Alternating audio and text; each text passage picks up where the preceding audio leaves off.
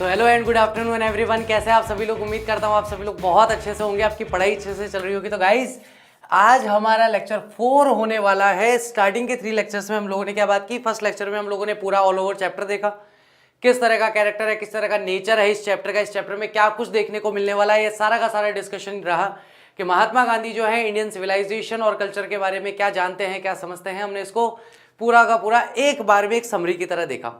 Second lecture में हमने 5 paragraphs देखे, थर्ड लेक्चर में हम लोगों ने 5 पैराग्राफ देखे। आज हम आगे के जो पैराग्राफ्स हैं उन्हें देखने वाले हैं। तो गाइस स्टार्ट करते हैं विदाउट एनी डिले। चलिए तो बात कर रहे हैं पैराग्राफ नंबर 11 के बारे में। What is that modern civilization, वह मॉडर्न या आधुनिक सभ्यता क्या है ना। वह आधुनिक, और सिविलाइजेशन का मतलब है सभ्यता। तो वह आधुनिक सभ्यता क्या है। It is the worship of the material, क्या ये वस्तुओं का पूजन करने की सभ्यता है। वर्शिप का मतलब क्या होता है, पूजन करना, है ना। क्या यह सभ्यता या नई या मॉडर्न या आधुनिक सभ्यता जो है इसमें वस्तुओं की पूजा करना सिखाया जाता है, वस्तुओं से अति प्रेम करना सिखाया जाता है, वस्तुओं का सम्मान करना सिखाया जाता है। Is this the worship of brute in us, या हमारे अंदर, इंसानों के अंदर जो पशुता है यानी कि पशुवत जो व्यवहार है, क्या उसकी पूजा करना सिखाया जाता है। इज इट अनऑल्टरेटेड मटेरियलिज्म, क्या ये पूरी तरीके से शुद्ध या जिसमें कोई मिलावट ना की गई हो, जिसमें कोई परिवर्तन ना किया गया हो, उसका वस्तुवाद है। And modern civilization is nothing, it does not think a very step of triumph of material civilization. और मॉडर्न सिविलाइजेशन जो है वह कुछ भी नहीं है। Is it does not think, क्या ये ऐसा नहीं विचार करती एट एवरी स्टेप, कि इंसान के जीवन में उठने वाला हर कदम जो है वो किस तरफ है, of the triumph of material civilization, के इस आधुनिक सभ्यता का हर कदम जो उठता है वो केवल और केवल वस्तुवादी जो संसार है या वस्तुवादी जो सभ्यता है उसमें जीत हासिल करना ही है। यानी कि यहां पर महात्मा गांधी जी सीधे सीधे तौर पर कहते हैं कि भाई आधुनिक सभ्यता जो है वो प्राचीन सभ्यता से अच्छी है। मान लो 1 मिनट के लिए कोई तर्क करे कि भाई आज की सभ्यता पहले की सभ्यता से अच्छी है, तो क्या आज की सभ्यता में आप लोग वस्तुओं का पूजन नहीं करते? क्या आपके अंदर, इंसानों के अंदर जो ब्रूट यानी पशुता का जो व्यवहार है, जिसको हम कहते हैं ब्रूटल व्यवहार होता है ना, क्रूरता जो है, पशुवत क्रूरता जो है, क्या उसका पूजन नहीं किया जाता? या फिर यहां पर शुद्ध तरीके से वस्तुवाद ही दिखाई देता है कि भैया हमें केवल और केवल अपने जीवन को आनंद और आराम देने वाली चीजों का ही पूजन करना है या उन्हीं का महत्व रह जाता है? अगर ऐसा है तो भैया ये वस्तुवादी जीवन से कुछ भी हासिल नहीं होने वाला है, इससे हमें कुछ भी प्राप्त नहीं होगा। इट इज परहैप्स अननेसेसरी, ये शायद अनावश्यक है। वस्तुओं का पूजन करना या वस्तुवादी या भौतिकवादी होना क्या है, शायद अननेसेसरी है, शायद अनावश्यक है। इट इज नॉट यूजलेस, ये यूजलेस यानी कि अनुपयोगी नहीं है। To weigh the merit of two civilization, ये पूरी तरीके से यूजलेस नहीं है कि हम वजन कर सकें दो जो भी लाभ हैं दो सिविलाइजेशन का, यानी कि दो सिविलाइजेशन, दो सभ्यताएं जो हैं उनकी तुलना करना इससे यूजलेस होगा, उससे तुलना करना यूजलेस माना जाएगा। It is likely that the west has evolved a civilization suited to its climate and surroundings. बहुत ही प्यारी, बहुत ही शानदार बात कही गई, ठीक है। तो ये क्लाइमेट एंड सराउंडिंग जो है, इस वर्ड को याद रखना, बार बार काम में आएगा। तो भैया यहां पर गांधी जी जो हैं वो क्या कहते हैं कि भैया ये कुछ ऐसा प्रतीत होता है, ऐसा लगता है कि वेस्ट जो है यानी कि पश्चिमी सभ्यता जो है वो किस तरीके से इवॉल्व हुई है, किस तरीके से विकसित हुई है। तो वहां पे एक ऐसी सिविलाइजेशन का विकास हुआ, या वहां एक ऐसी सिविलाइजेशन, एक ऐसी सभ्यता विकसित हुई जो कि सूटेड थी। सूटेड का मतलब है उपयुक्त थी। किस अर्थ में उपयुक्त थी कि भैया वहां का जो क्लाइमेट है, वहां का जो मौसम है, वहां का जो मौसम है और वहां का सराउंडिंग, सराउंडिंग का मतलब आसपास का एरिया जैसा है। जैसे कि मैंने आप लोगों से पहले भी बात की थी कि भैया हम अगर यहाँ पर कॉटन के कपड़े पहनते हैं और सिंगल लेयर या डबल लेयर पहनते हैं तो हमारे लिए उपयुक्त है, क्योंकि हमारे यहाँ पर जो वातावरण है वो बहुत ही गर्म है। हमारे यहाँ पे सराउंडिंग जो है वो इस तरह की है कि हमें ऐसे कपड़े सूट करते हैं। लेकिन वहीं पर अगर मैं वेस्टर्न कंट्रीज की बात करूं जहां पर बर्फ ज्यादा पड़ती है, ठंड ज्यादा पड़ती है, वहां कोई व्यक्ति अगर एक शर्ट पहन करके रोड पे निकल जाए तो उसको ले ठंड से मरने के लिए निकला है भाई। और हमारे यहाँ एक शर्ट से ज्यादा कुछ पहन ले अभी इस महीने में, अगले महीने में, तो लोगों को क्या लगे ये गर्मी में ही मर जाएगा ये। तो इसलिए जहां भी जैसी भी सभ्यता विकसित होती है वहां उस सभ्यता पर वहां के मौसम और सराउंडिंग का यानी आसपास के वातावरण का बहुत ज्यादा फर्क पड़ता है। एंड सिमिलरली और समान रूप से we have civilization suits to our condition, और हमारी ऐसी सिविलाइजेशन है, हमारी ऐसी सभ्यता है, संस्कृति है जो हमारी परिस्थितियों के अनुरूप है, जो हमारी परिस्थितियों के लिए ठीक है। And both are good in their own respective spheres, और दोनों ही अपने अपने तरीके से अपने अपने स्थान पर ठीक हैं। दोनों में से किसी को भी सही या किसी को भी गलत नहीं कहा जा सकता। जैसे बहुत सारे लोग नॉन वेजिटेरियन होते हैं। अब अगर राजस्थान के किसी व्यक्ति को कहे आप मछली क्यों नहीं खाते, तो राजस्थान का व्यक्ति कहेगा भैया मछली होती कहाँ है हम समुद्र तट पर नहीं रहते, हमारे लिए मछलियां सुलभ नहीं है। तो कोई भी व्यक्ति, राजस्थान का व्यक्ति मछली खाएगा तो इसका मतलब वो अपने नेचुरल क्लाइमेट और नेचुरल एटमॉस्फेयर से कुछ अलग खा रहा है, वो स्वाभाविक जीवन नहीं जी रहा है। ऐसे ही कोई व्यक्ति समुद्र तट के पास में रहता है और वो कहता है कि नहीं नहीं मैं तो मछली नहीं खाता, तो उस व्यक्ति के लिए क्या होगा कि भैया आपके लिए स्वाभाविक आहार जो है, आप लोगों के यहाँ का जो पारंपरिक तौर पर जो आहार चल रहा है वो यही है। तो इसका मतलब आप अपने आसपास का जो एटमॉस्फेयर है उसके अकॉर्डिंग नहीं चल रहे हो। यहां तक की बात क्लियर है कि नहीं? यस नो बोलो, आगे बढ़ेंगे फिर। चलिए, the distinguishing characteristics of modern civilization, यानी कि जो विशिष्ट या विशेष जो चारित्रिक विशेषताएं हैं, कैरेक्टरिस्टिक्स हैं मॉडर्न सिविलाइजेशन के यानी कि आधुनिक सभ्यता के, इज एन इनडेफिनेट मल्टीप्लिकेसी, वो एक अनिश्चित बहुत सारी, मल्टीप्लिकेसी का मतलब जो जिसको हम कई बार मल्टीप्लाई कर सके, of human wants. Multiplicity of human wants का मतलब है कि जहां पर आज हम मानवीय सभ्यता को देखते हैं, आधुनिक मानवीय सभ्यता को देखते हैं, वहां का मनुष्य, वहां का ह्यूमन जो है वो ऐसा हो गया है जिसके अनिश्चित और बहुत सारी इच्छाएं हैं। वांट्स का मतलब क्या है? जरूरतें हैं, इच्छाएं हैं। तो यहां पर एक अगर हम मनुष्य को देखें, पुराने जमाने के मनुष्य को देखें, तो वो ये कहता था कि साई इतना दीजिए जामे कुटुंब समाए, मैं भी भूखा ना रहूं साधु ना भूखा जाए। भाई इतनी ही उसकी इच्छा है कि तन ढकने के लिए कपड़ा मिल जाए, खाने के लिए रोटी मिल जाए, सर ढकने के लिए छत मिल जाए, बस किसी के सामने हाथ ना फैलाना पड़े, और घर में कोई अतिथि आ जाए तो उसका आओ भगत जो है, नॉर्मली चाय पानी पिलाना है, खाना वाना खिलाना है, तो उतना हम कर सकें, उससे ज़्यादा ज़रूरत किसी इंसान की नहीं होती थी। आज के समय में हम अगर देखें तो हमारे पास मल्टीपल टाइप ऑफ क्लोथ्स होने चाहिए, अलग अलग तरह के बहुत सारे कपड़े होने चाहिए, अलग अलग गाड़ियाँ होनी चाहिए, एक स्कूटी चाहिए, एक मोटरसाइकिल चाहिए, एक सुपर बाइक चाहिए, एक स्पोर्ट्स कार चाहिए, एक फैमिली के हिसाब से सिडान कार चाहिए, एक आध कभी दोस्तों के साथ ऑफ रोडिंग के लिए निकल जाए, थार वार पड़ी हो तो ठीक लगता है। मकान है तो भाई एक मकान तो मेन, हमारा मकान जहाँ हम रहते हैं वो होना चाहिए, थोड़ा बड़ा होना चाहिए, आलीशान होना चाहिए, आरामदेह होना चाहिए, है ना, ऐसा लगना चाहिए कि कोई ऐश्वर्यशाली व्यक्ति है। उसके अलावा एक आध घर और होना चाहिए, जैसे एक आध गोवा में बना लिया छोटा मोटा, एक आध ऊटी साइड में बना लिया, एक आध कश्मीर साइड में, जम्मू कश्मीर साइड में, कभी मान लो छठे चौमा से कभी घूमने जाए तो कम से कम एक घर वहाँ होना चाहिए। पहले के लोगों की जो जरूरतें थी वो उतनी मल्टीपल नहीं थी। क्या नहीं थी? बहुत सारी, और इनडेफिनेट नहीं थी, अनिश्चित नहीं थी, और क्या नहीं थी? मल्टीपल नहीं थी। लेकिन आज का जो व्यक्ति है जो किससे जुड़ा हुआ है? जो कि आधुनिक सभ्यता से जुड़ा हुआ है, उसकी जो इच्छाएं हैं, उसकी जो वांट्स हैं, वे अनिश्चित भी है और मल्टीप्लिकेसी भी उनमें दिखाई देती है। राइट और रॉन्ग? बेटा ये कार है, this is car, this is super car, sports car, क्या कहते हो आप, वो है ये। The characteristic of ancient civilization is an imperative restriction upon and strict regulation of these wants। और जो हम बात करते हैं कि जो चारित्रिक विशेषताएं हैं, क्या है? जो चारित्रिक विशेषता है किसकी? एंशिएंट सिविलाइजेशन की, वो ये है कि वह एक इंपेरेटिव यानी कि अनिवार्य, रिस्ट्रिक्शन यानी कि रोक लगाता है, किस चीज पर? उन चीजों पर, और स्ट्रिक्ट रेगुलेशन और स्ट्रिक्ट बहुत ही कठोर नियम बनाता है इस तरह की इच्छाओं का, इस तरह की वांट्स का। हम अपने घर वालों को सामान्यतः किसी भी चीज की डिमांड कर लें तो उनका सीधा सबसे पहला प्रश्न आता है क्या करेगा? जैसे आप घर वालों को पापा बाइक दिला दो, क्या करेगा बाइक का? पापा ड्रेस दिला दो, क्या करेगा ड्रेस का? इतनी सारी पड़ी तो है। आप कुछ भी जाकर के बोलो, उनका एक बड़ा स्वाभाविक सा प्रश्न होता है, क्या करेगा?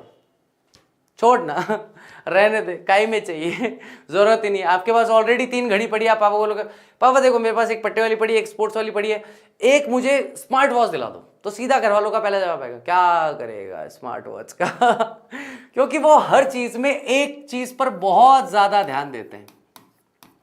जब भी वो खुद कोई चीज खरीदते हैं या आप कोई चीज खरीदना चाहते हैं, तो उनका मुख्य बिंदु क्या होता है? देखो, मॉडर्न सिविलाइजेशन के एडवांटेजेस हैं, लेकिन उसके जितने एडवांटेजेस हैं वो साथ में नंबर ऑफ डिसएडवांटेजेस ज्यादा लेकर के आता है। जैसे कि संचार क्रांति आई, संचार क्रांति में जितनी एडवांटेजेस आए, हाँ, कम्युनिकेशन रेवोल्यूशन जो था उसमें जितने एडवांटेजेस आए उससे ज्यादा डिसएडवांटेजेस आए, है ना। तकनीकी क्रांति आई, टेक्नोलॉजिकल रेवोल्यूशन आया, इंडस्ट्रियल रेवोल्यूशन आया। तो जो जो चीजें नई सभ्यता में हमें देखने को मिल रही है, ऐसा नहीं है कि उनके एडवांटेजेस बिल्कुल ही नहीं है, लेकिन नंबर ऑफ एडवांटेजेस से ज्यादा नंबर ऑफ डिसएडवांटेजेस वहां पर ज्यादा देखने को मिलते हैं, ठीक है। इसलिए उनके डिसएडवांटेजेस हाईलाइट हो जाते हैं। राइट और wrong? The modern of western insatiableness arises really from want of living faith in a future state and therefore also in divinity। तो मॉडर्न जो है, यानी कि मॉडर्न सिविलाइजेशन जो है वेस्टर्न का, वो हमेशा उनमें आप क्या देखोगे? अतृप्ति या असंतुष्टि की भावना हमेशा उनमें बढ़ती रहती है, अराइज होती रहती है, बढ़ती चली जाती है। यानी कि व्यक्ति के पास जो चीज है उससे वह कभी भी सेटिस्फाइड नहीं होगा। Really from want of living faith in a future, वास्तविकता में वह चाहता है कि भाई जीता जागता उसको विश्वास मिले फ्यूचर स्टेट के अंदर, और देयरफॉर इसीलिए ऑल्सो इन डिविनिटी, यानी कि वे देवत्व को भी प्राप्त करने का प्रयास करता है। The restraining of ancient or eastern civilization arises from a belief often in spite of ourselves. तो जो रिस्ट्रेनिंग यानी कि संयम जो है हमारे एंशियंट या फिर ईस्टर्न सिविलाइजेशन का, अब देखो जो पश्चिमी सभ्यता है उसको हम पश्चिमी सभ्यता कह रहे हैं, वेस्टर्न सिविलाइजेशन कह रहे हैं। हमारी जो सभ्यता है, हमारी सभ्यता को हम क्या कह रहे हैं? ईस्टर्न सिविलाइजेशन कह रहे हैं। तो जो संयम हमने सीखा है हमारी एंशियंट या ईस्टर्न सिविलाइजेशन से, वो कहां से उदय होता है, वो कहां से प्रारंभ होता है? तो वो एक विश्वास, एक बिलीफ से प्रारंभ होता है। ऑफन, अक्सर, इसके बावजूद भी आवरसेल्व्स, हम स्वयं किसी चीज में माने या ना माने, लेकिन उसके बावजूद भी हमारा विश्वास जो है हमारी सभ्यता में प्रबल रहता है। In a future state that existence of divine power, कि हम लोग एक फ्यूचर स्टेट के अंदर रहते हैं, यानी कि एक फ्यूचरिस्टिक विचारधारा से हम जीवन जीते हैं। And existence of divine power, और हम लोग किसी देवीय शक्ति का उपस्थित होना या देवीय शक्ति का, जिस तरीके से देवीय शक्ति है उस तरीके से हम लोग उसे मानते हैं कि भाई कोई ना कोई ईश्वर, परमात्मा, परम सत्ता जो है वो इस संसार को चला रही है। इसके लिए एक बहुत अच्छी प्यारी बात मैंने एक ड्रामा के अंदर सुनी थी। एक इंग्लिश ड्रामा था सॉरी, एक इंग्लिश ड्रामा था, उसके अंदर बहुत एक अच्छी बात मैंने सुनी थी कि ग्रेविटी इस दुनिया में, भारत मतलब पृथ्वी में जो ग्रेविटी है, गुरुत्वाकर्षण बल है, वो प्रिसाइज है। प्रिसाइज मतलब जितना है, जितना होना चाहिए उतना ही है, ना उससे कम है ना उससे ज्यादा है। तो वहां पर एक शेल्डन कूपर नाम करके एक छोटा सा बच्चा होता है जो विज्ञान को बहुत ज्यादा मानता है। वो जब उसकी मदर, उसकी माताजी बहुत ज्यादा परेशान, उदास हुई हुई बैठी है और कहीं ना कहीं ईश्वर में आस्था खो रही होती है, कि जहां उसकी माताजी दुख के कारण इस तरह का कुछ कह रही होती है कि भगवान तो है ही नहीं, भगवान तो होता ही नहीं है, भगवान होता तो मुझे इतना दुख नहीं देता। तो शेल्डन, जो कि खुद साइंस में, विज्ञान में बहुत ज्यादा विश्वास रखता है, विज्ञान का बहुत अच्छा स्कॉलर है, कम उम्र में, 7, 8, 9 साल की उम्र में, वो अपनी मम्मी से कहता है, बोले कि गुरुत्वाकर्षण अगर थोड़ा भी ज्यादा होता, जितना है उससे थोड़ा भी ज्यादा होता, तो ये पूरा का पूरा ब्रह्मांड जो है सिमट करके मेरी मुट्ठी जैसी एक बॉल में तब्दील हो जाता। और अगर गुरुत्वाकर्षण बल जितना है उससे थोड़ा भी कम होता, तो ये पूरा का पूरा संसार जो है वो छोटे छोटे टुकड़ों में बट जाता, विविध हो जाता और कहीं पर पूरे ब्रह्मांड में गायब हो जाता, यानी कि पृथ्वी होती ही नहीं। अगर थोड़ा भी ज्यादा होता गुरुत्वाकर्षण बल या थोड़ा भी कम होता। इसीलिए ना चाहते हुए भी हमें यह मानना पड़ेगा कि एक कोई ईश्वर है जिसने हर चीज को उतना ही प्रिसाइज बनाया है जितना प्रिसाइज उसे होना चाहिए, क्योंकि हर चीज निश्चित मात्रा में ही है। इसीलिए हमें वन्य जीव भी देखने को मिलते हैं, वनस्पति भी देखने को मिलती है, इंसान भी देखने को मिलते हैं, पर्वत भी देखने को मिलते हैं, नदियां भी देखने को मिलती है। हर चीज को इस तरीके से देखा जा रहा है कि मानना पड़ता है कि कोई ना कोई इसको बनाने वाला तो है, नहीं तो ये चीज अकस्मात अगर बनी होती तो कम या ज्यादा भी हो सकती थी, कम होती तो भी सब बर्बाद हो जाता, ज्यादा होती तब भी सब बर्बाद हो जाता। तो यही चीज है कि ईस्टर्न यानी हमारी फिलॉसफी जो है वो कितना ही खुद में विश्वास रखे, लेकिन फिर भी उसका एक विश्वास है कि कोई डिवाइन पावर जरूर है, यानी कि कोई दिव्य शक्ति जरूर है जो हमें या इस संसार को चला रही है। बोलो हाँ कि ना। रिस्ट्रेनिंग का मतलब बेटा यहाँ लिखा हुआ है, देखो क्या लिखा हुआ है, संयम, सेल्फ कंट्रोल, आत्मनियंत्रण, ठीक है, राइट और रॉन्ग। चलिए नेक्स्ट पैराग्राफ पे बात कर रहे हैं। Some of the immediate and brilliant results of modern inventions are too maddening to resist. कुछ जो इमीडिएट मतलब तत्काल, और ब्रिलियंट बहुत ही शानदार, बहुत ही लाजवाब जो रिजल्ट हैं, जो परिणाम है मॉडर्न इन्वेंशंस के, यानी कि आधुनिक आविष्कारों के, are too maddening to resist, वो इतना पागल कर देने वाले हैं इंसान को कि कोई भी इंसान उसको रेसिस्ट नहीं कर सकता, कोई भी इंसान उसका विरोध नहीं कर सकता। आज के ज्यादा नहीं, 5 साल पहले तक का तो मुझे ध्यान है, आज के 5 साल पहले तक हमारी पिता के उम्र के जो लोग हैं उनको आपने बहुत आसानी से बोलते हुए सुना होगा, देख ये बेवकूफ है, दिन भर फोन में घुसा रहता है, दिन भर लगा रहता है फोन में, फोन छोड़ता ही नहीं है। और आज की तारीख में उन्हीं पेरेंट्स को देखो, वो खुद फोन चलाते रहते दिन भर। पहले तो माँ बाप बच्चों को बोलते थे, जब स्मार्टफोन नए नए आए थे तब उस समय के उस जमाने के जो टीनेजर्स थे, यंगस्टर थे, उन्होंने खूब गालियां सुनी है, अनंत गालियां सुनी उन्होंने इस चक्कर में। दिन भर फोन चलाता रहता है, दिन भर फोन चलाता रहता है, दिन भर फोन चलाता रहता है। अब उन पेरेंट्स को देखो, वो पेरेंट्स खुद फोन चलाते रहते हैं। मम्मी रसोई में खाना बना रही है, सामने सास भी कभी बहू चल रहा है, पिताजी ऑफिस से आके बैठ रहे हैं। पहले आकर के क्या करते थे, पिताजी के आने के बाद सबसे फेवरेट टाइम पास क्या, ऑफिस से आ गए, बेटे को लाए, चल इधर आ, होमवर्क दिखा, कंप्लीट करा के नहीं करा, कर लिया, चल ठीक है, ये आज ही कराया तूने, हाँ चल ये इस क्वेश्चन का आंसर सुना, चल इस क्वेश्चन का आंसर सुना, इस क्वेश्चन का आंसर सुना। अब कहीं तो अटकेगा बच्चा, बच्चा तो बच्चा है, वो यहाँ नहीं तो वहां, वहां नहीं तो तहाँ, कहीं तो अटकना है उस बेचारे को। वो जैसे अटका, नहीं आता, पढ़ाई नहीं करी, 2 चाटे मारे, ये इवनिंग का टाइम पास हो गया, बच्चे को वापस पढ़ने बिठाया, चलो अपने न्यूज़पेपर लेके बैठ गए, स्नान करने चले गए, नहीं तो सुबह का जो पढ़ा हुआ न्यूज़पेपर है आधा बचा हुआ वो पढ़ने बैठ गए, कुछ तो कर रहे थे। अब ये है कि भैया वो ऑफिस से आने के बाद जो पिता लोग हैं वो भी आते के साथ ही फोन इंस्टाग्राम चलाने बैठ जाते हैं। तो यहां पर ये कह रहे हैं महात्मा गांधी जी कि भैया अब जो मॉडर्न इन्वेंशंस हैं, आधुनिक कुछ आविष्कार जो हैं, वो इतने मैडनिंग है, इतने पागल कर देने वाले हैं कि उनका विरोध करना, उनको रेसिस्ट करना लगभग असंभव हो गया है। उनका विरोध कोई इंसान कर ही नहीं पाता है, उनका विरोध कोई कर ही नहीं पाता है। But I have no manner of doubt, लेकिन मेरे पास कोई तरीका नहीं है, मेरे पास ऐसा कोई तरीका नहीं है कि मैं इस बात पर डाउट करूं, इस बात पर शक करूं, that the victory of man lies in that resistance, कि मुझे इस बात में कोई शक नहीं है कि भैया इंसान की जीत उसी में है कि इंसान जो है इन सारी चीजों का प्रतिरोध करे, विरोध करे। हालांकि विरोध करना यहां गांधी जी कह रहे हैं कि असंभव है, लेकिन मानव की भलाई इसमें है कि वो इन चीजों का विरोध करे, अपने आप को इन चीजों में गिरने से, अपने आप को इन चीजों में पड़ने से रोके। We are in danger of bartering away the permanent good for a momentary pleasure. बहुत ही शानदार बात, मतलब पूरे वाक्य, पूरे जो अब तक हमने आज की क्लास में डिस्कस किया उसका सबसे इंपॉर्टेंट सेंटेंस है ये, ध्यान रखना, ये मोस्ट इंपॉर्टेंट। क्या कह रहे हैं, वी आर इन डेंजर, हम खतरे में हैं क्योंकि हम बार्टरिंग कर रहे हैं। बार्टरिंग करने का मतलब होता है, एक सिस्टम होता है बार्टर सिस्टम, है ना। आप लोगों ने 10th क्लास के अंदर पढ़ा होगा बार्टर सिस्टम क्या होता है।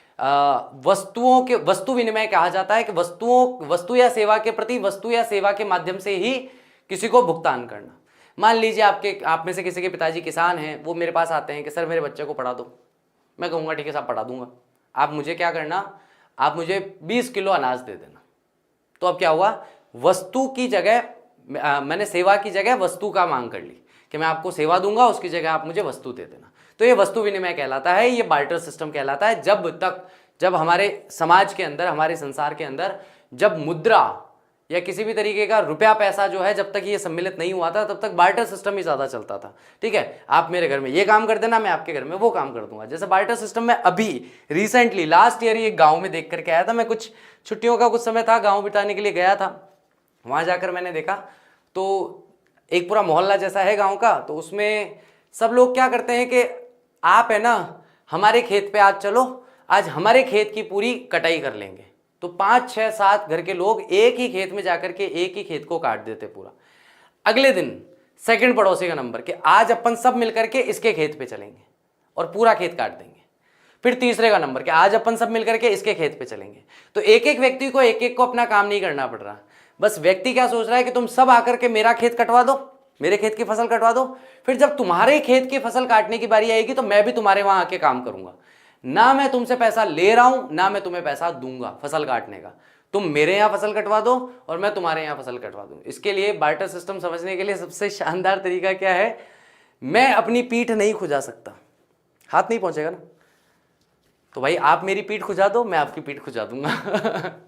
सॉरी, बात सुनने में थोड़ी अजीब लगती है, लेकिन बार्टर सिस्टम समझने का इससे अच्छा तरीका कुछ नहीं है। आप मेरी पीठ खुजा दो, मैं आपकी पीठ खुजा दूंगा, काम बराबर। ना मैं आपको पीठ खुजाने के पैसे दे रहा हूं, ना आपसे पीठ खुजाने के पैसे ले रहा हूं। तो ये चीज है कि बार्टर यानी कि हम लोग ऐसे खतरे में पड़ गए हैं कि हमने ऐसा एक लेन देन कर लिया है कि जिसमें हमने अपने स्थायी अच्छाई को खो दिया है। यानी कि स्थायी अच्छाई जो है उसको दे करके मोमेंटरी कहते हैं क्षणिक आनंद को हम लोग ले रहे हैं। यानी कि हमेशा चिरस्थायी रहने वाले अच्छाई को हम दे रहे हैं और पल भर की खुशी या क्षणिक आनंद उसके बदले में हम ले रहे हैं। इससे बुरा और कुछ भी सौदा नहीं हो सकता है, सबसे बुरा सौदा है अगर ये कोई आप सौदा करना चाहो तो। नेक्स्ट हमारा पैराग्राफ क्या कहता है, just as in the west, जैसा कि बिल्कुल वैसा जैसा कि वेस्ट या पश्चिमी देशों में है, they have made wonderful discoveries, उन्होंने शानदार लाजवाब खोजें की है, इन थिंग्स, वस्तुओं में, मटीरियल वस्तुओं में, थिंग्स का मतलब भी वस्तु होती है, मटीरियल का मतलब भी वस्तु होती है।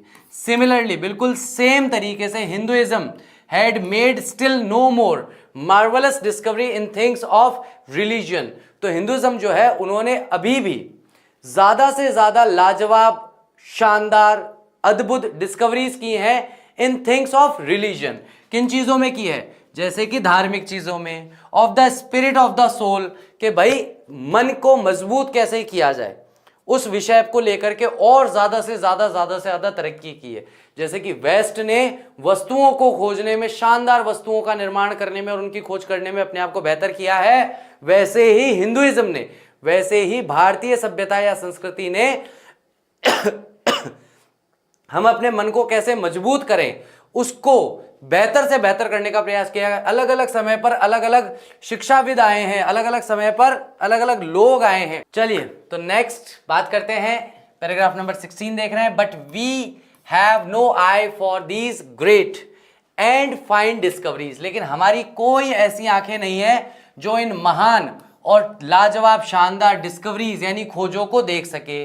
We are dazzled by the material progress, हम लोग बहुत ज्यादा हैरत में है, बहुत ज्यादा चकाचौंध में खो जाते हैं। ये जो मटीरियल प्रोग्रेस है यानी वस्तुवादी जो प्रगति हो रही है या वस्तुओं के आधार पर जो विकास हो रहा है उसको देख करके खो जाते हैं, जो कि वेस्टर्न साइंस हैज मेड, जिसे वेस्टर्न साइंस या पश्चिमी सभ्यता ने, पश्चिमी विज्ञान ने बनाया है। I am not enamoured of that progress, मैं उस प्रोग्रेस से, मैं उस प्रगति से मोहित नहीं हुआ हूं। मोहित मतलब उसकी तरफ मेरा कोई आकर्षण नहीं है, मैं उससे आकर्षित होकर बाकी चीजें भूल जाऊं, मेरा ऐसा स्वभाव नहीं है। गांधी जी कहते हैं इन फैक्ट, वास्तविकता में, इट ऑलमोस्ट सीम्स, ऐसा प्रतीत होता है, एज दो God in his wisdom has prevented India from progressing along those lines.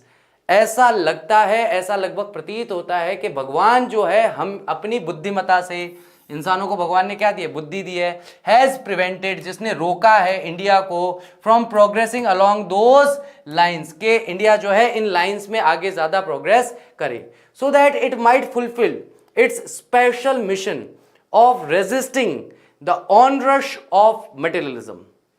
ताकि इट माइट फुलफिल, ये शायद तक पूर्ण कर सके इसके स्पेशल मिशन को, एक विशेष कार्य को ऑफ रेजिस्टिंग अभी थोड़ी देर पहले ही बताया था, विरोध करने का जो कार्य है वो किस चीज का विरोध करना है, आक्रामक जो मटेरियलिज्म है, यानी कि जो वस्तुवादिता बहुत ऐसे चल करके भाग करके सामने आ रही है भारतीयों के कि आओ हमें अपनाओ, वस्तुओं को अपनाओ। देखो क्या है, एक बहुत ही सिंपल सा एग्जांपल देता हूं, है ना। योगा भारतीय सभ्यता का हिस्सा रहा है, भारतीय संस्कृति का हिस्सा रहा है लंबे समय तक, राइट। योगा जो है, जैसे चाइनीज लोग कहते हैं कि कुंग-फू जो है दैट्स आवर लाइफस्टाइल। कुंग-फू हम अलग से नहीं सीखते हैं, हम दिन भर रोजमर्रा का जो काम करते हैं वही हमारे लिए कुंग-फू है। वैसे ही भारतीयों के लिए शुरू से योगा ने वो स्थान रखा। घर पे आप महिलाओं को देखो कि वो झाड़ू कैसे लगाती हैं, वो पोछा कैसे लगाती हैं, और आप पुरानी जितनी अपनी घर की महिलाएं हैं, है ना, जो पुरानी है, अभी नई सभ्यता या संस्कृति से जुड़ी हुई नहीं है, आप उनको हमेशा देखना, वो हमेशा पतली दुबली बिल्कुल फिट एंड फाइन दिखाई देंगी। कभी भी आपको असाधारण रूप से गांव में मोटी महिलाएं बहुत कम देखने को मिलेंगी। अगर देखने को मिलती हैं तो आप कहीं ना कहीं उनकी जीवन शैली को, दिनचर्या को देखोगे तो आपको पता चलेगा कि मटेरियलिज्म के अंदर वो कहीं ना कहीं फंसे हुए हैं, ठीक है। पुरानी महिलाओं का क्या है, डेली सुबह उठते ही चटनी बांटनी है। अब ये एक्सरसाइज नहीं है क्या है, साउथ इंडिया के अंदर अगर आप देखोगे तो वहां पर डेली सुबह उठ करके जो एक रात पहले का चावल भिगोया हुआ होता है उसको पीसा जाता है और उसको पीस करके फिर उससे इडली इत्यादि प्रतिदिन में बनाया जाता है। हमारे यहाँ राजस्थान में हम लोग घट्टी बोलते हैं, मुझे नहीं पता आप लोग क्या बोलते हो। ऐसे ऐसे वो अनाज पीसने वाली होती है, हाथ से चलाते हैं ना, आप लोगों ने शायद देखी होगी। इस तरीके की होती है, गोल दो पत्थर होते हैं, ये एक के ऊपर एक पत्थर रखा हुआ होता है, यहाँ पर बीच में एक छेद होता है, ठीक है। इसके नीचे यहाँ पर एक स्टैंड होता है, ठीक है। अगर थोड़े बहुत पैसे होंगे घर में तो स्टैंड होगा, नहीं तो फिर बोरी बिछाई जाएगी। गरीब है तो बोरी, अमीर है तो स्टैंड, ठीक है। और फिर इसके अंदर यहाँ पर एक लकड़ी का हत्था लगा हुआ होता है और इसे ऐसे गोल गोल गोल गोल गोल गोल घुमाया जाता है, एक ही सिंगल तरीके से घुमाया जाता है। कुंग-फू एक तरीके की फाइटिंग स्टाइल है। कुंग-फू पांडा वाली फाइटिंग स्टाइल होती है ना, जो आपने मूवीज में हीरोज वगैरह को करते हुए देखा होगा, वो कुंग-फू है। तो यहाँ पर अगर हम देखें तो प्रतिदिन महिलाएं ये करती थी, ये करने के बाद में झाड़ू लगाती थी, पोछा लगाती थी, घर में जो जानवर होते थे उनका काम करती थी, दूध निकालती थी, बहुत सारे। अब इतनी सारी फिजिकल एक्टिविटी वो दिन भर में कर रहे हैं कि उन्हें एक्सरसाइज करने के लिए जिम जाने की जरूरत नहीं। मैंने पहले भी आपको बताया था कि अपने घर में, आपके गाँव में, आसपास में कोई ऐसा व्यक्ति जिसके यहाँ 5-7 गायें भैंसे हो, अकेला आदमी दूध निकालता हो, एक बार उसके कभी फोर आर्म या बाइसेप को पकड़ के देख लेना। वो अगर आप वो नॉर्मल भी खड़ा होगा ना, अगर ऐसे नहीं भी करेगा और अगर नॉर्मल भी खड़ा होगा, आप उसको टच करोगे तो ऐसा लगेगा पत्थर, भाटा बिल्कुल इतने सख्त होते हैं। उस व्यक्ति को कहाँ जिम जाने की जरूरत है, उसके वैसे ही फोर आर्म्स बन रहे हैं। राइट। और हम क्या बोलते हैं, जाटा बोलते हैं, जाटा बोला जाता है। अच्छा जाटा, ओके। हमारे यहाँ पर बोलते हैं पीसना, ठीक है। ऑन रश, तो resisting the on rush of materialism, यानी कि जो तेजी से आक्रमणकारी हो रहा है हमारे लिए, हम उसे रोकने का वहां पर प्रयास करते हैं, हम कोशिश करते हैं कि इस चीज को यहीं पर रोका जाना चाहिए। नेक्स्ट हमारा पैराग्राफ नंबर 17 यहां पर क्या कहता है, आफ्टर ऑल, आखिरकार, there is something in Hinduism, के हिंदुइज्म में कुछ तो ऐसा है, that has kept it alive, जिसने इसे अब तक जीवित रखा है, टिल नाउ, अभी तक। इट हैज विटनेस्ड, इसने ये साक्ष्य बना है, the fall of Babylonian, Syrian, Persian, Egyptian civilizations, यानी कि इंडिया या हिंदुइज्म जो है ये एक विटनेस के तौर पर, एक गवाह के तौर पर, क्या बोलते हैं इसे, एक गवाह के तौर पर आज भी पूरी तरीके से खड़ा है।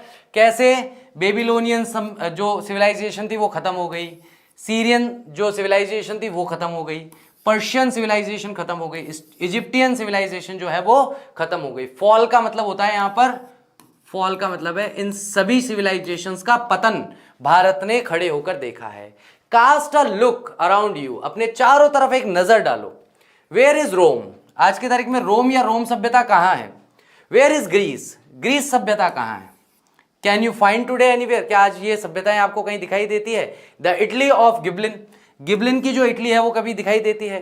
रेदर द एंशियंट रोम, या प्राचीन समय का जो रोम सभ्यता थी वो दिखाई देती है। फॉर रोम वॉज इटली, क्योंकि रोम के लिए इटली था। तो अलग अलग सभ्यताओं ने आकर अलग अलग सभ्यताओं का नाश किया है, उनका हनन किया है। क्योंकि देखो भैया, अपनी जमीन छोड़कर दूसरी जमीन की तरफ भागोगे तो ना अपनी जमीन अपने हाथ में रहेगी ना दूसरे की जमीन हासिल कर पाओगे। ये एक सीधा सा सिद्धांत है जीवन का। मेरे अंदर अंग्रेजी पढ़ाने की योग्यता है, मैं ऐसा मानता हूं। मेरा भ्रम मान लो 2 मिनट के लिए, हर बात पे हंसना नहीं होता है, ठीक है। अब मैं मान रहा हूं तो 2 मिनट के लिए कल्पना कर लो ना कि चलो ठीक है चित्रांश सर में इंग्लिश पढ़ाने की योग्यता है, कल्पना तो कर सकते हैं 2 मिनट के लिए, है। अब मान लो कि मुझे ऐसा लगता है कि यार इंग्लिश पढ़ा के जीवन में कुछ अच्छा नहीं चल रहा, मजा नहीं आ रहा, कुछ ऐसा कुछ हो नहीं रहा है कि यार लगे कि यार अपन कुछ यूट्यूब पर कुछ धमाका कर रहे हैं। फिर मैं देखता हूँ कि यार धमाके कौन कर रहे हैं यूट्यूब पर, तो मुझे पता चलता है यार जो मैथ्स पढ़ा रहे हैं वो भाई साहब 1 नंबर काम हो रहा है। अब मैं इस एज में इंग्लिश को छोड़ करके जाके भागूं मैथ्स के पीछे और मैथ्स पढ़ाना शुरू करूं, तो पता पड़ा कि साल 1.5 साल 2 साल बाद मुझे जाकर के आभास हुआ कि ना तो मैं इंग्लिश का रहा ना मैं मैथ्स का हो पाया। तो मैं जहां था, जो मेरी जमीन थी, उसे मैं छोड़कर भागा, और भागने का परिणाम क्या निकला कि अब मेरी जमीन जहां पर मैं खड़ा होकर इंग्लिश पढ़ा रहा था वो जमीन भी कोई और ले गया, क्योंकि मैं अगर यहां से जाऊंगा तो कोई ना कोई तो आएगा इंग्लिश पढ़ाने हैं। तो मेरी जमीन भी चोरी हो गई, मेरी जमीन भी चली गई, और मैं जो सोच रहा था कि अपन मैथ्स पढ़ा करके कोई बहुत महान शिक्षक बन जाएंगे वो भी नहीं हो पाया। तो ना अंग्रेजी के रहे ना गणित के हो पाए। तो इस तरह की जो समस्या है उस तरह की समस्या के बारे में यहाँ कहा गया है कि भैया आपको अपनी जमीन छोड़कर किसी अन्य सभ्यता या संस्कृति की तरफ नहीं भागना चाहिए। चलिए, उम्मीद करता हूँ आज का लेक्चर अच्छी तरीके से समझ में आया होगा, आपने अच्छे से एंजॉय किया होगा। Thank you very much, I will see you tomorrow, till that take care of yourself, bye bye. कल मिलते हैं, बाय।